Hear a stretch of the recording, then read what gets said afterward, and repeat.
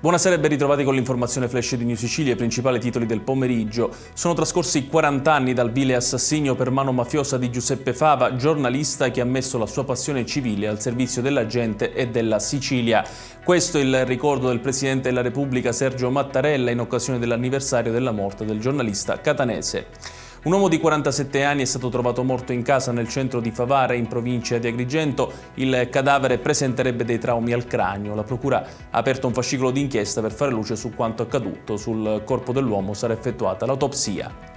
Un incidente ha coinvolto una giovane donna a Rosolini nel Siracusano, pare sia rimasta schiacciata da un'auto contro un muro. La donna è stata poi portata in elisoccorso all'ospedale Cannizzaro di Catania per ulteriori accertamenti.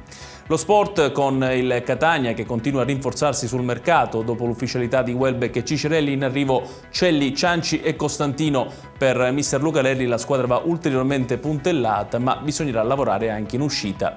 E chiudiamo con il meteo. Il giorno dell'Epifania sarà caratterizzato da un cambio di clima in Sicilia, piogge in arrivo su gran parte della regione con allerta meteo gialla che riguarda tutte le province tranne Messina e Catania.